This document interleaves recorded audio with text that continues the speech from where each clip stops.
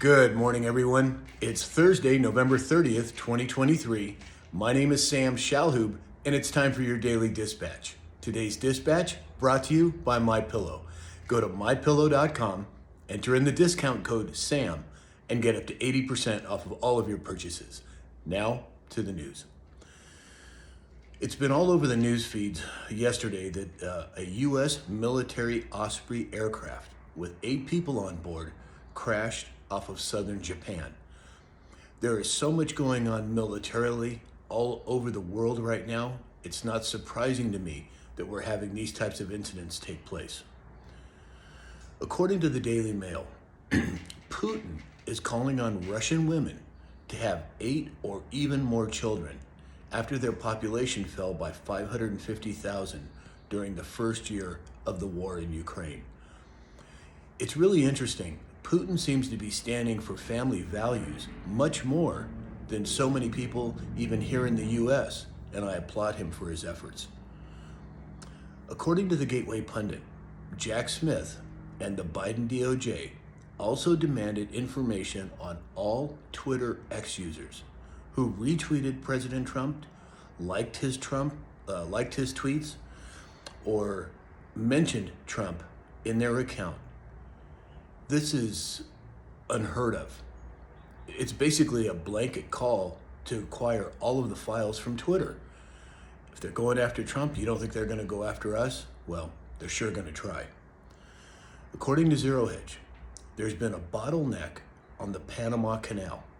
It's forced their top tank operator to reroute ships. Now, is this indicative of another supply chain issue coming? Well, it could very well be.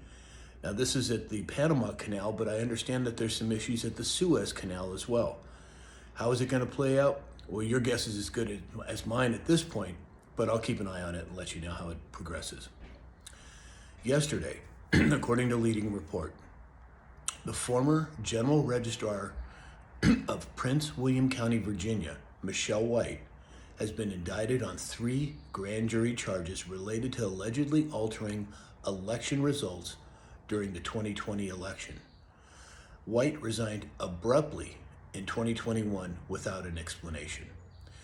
I think we're going to see more and more disclosure taking place, more and more proof of election interference and election fraud. We'll have to see how it plays out, but at this point, this is good news. More exposure, in my opinion, is always good news. According to Yahoo News, Austria property giant Cigna is going to file for insolvency. Now, they're the people that currently own the Chrysler building in New York.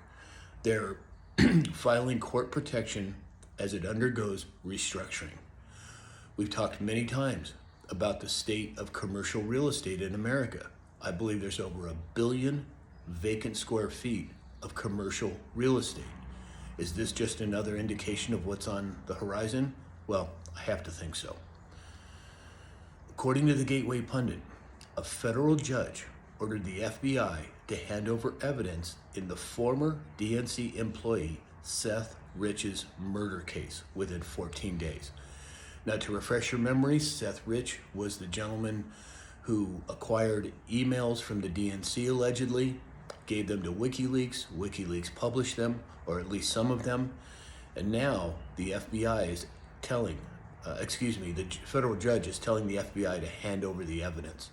This could be a linchpin decision, meaning that so much can come from this if in fact it takes place, and it sure looks like it is going to.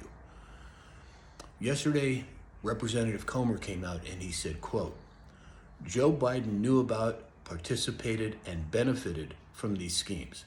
This is a national security threat at the highest level of government, and Americans demand accountability for the Biden corruption. Strong words. We've heard strong words before, but I have a feeling that this guy's not playing around. I have a feeling that he's kind of like a dog with a bone, and he's not going to let it go, which is good for all of us. Is this going to start even more of a flood of information? Well, I have to think so. Yesterday, Henry Kissinger died. He was 100 years old. I don't have a lot of good things to say about him. I don't think he stood for truth and honesty, in my opinion, but he has died at the age of 100. And then finally today, Elon Musk has been going through quite a bit.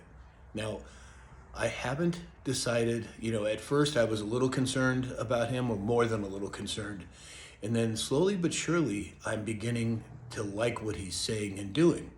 Well, yesterday, there were several companies over the last week that have pulled their ads off of X in opposition to Elon Musk's political stances.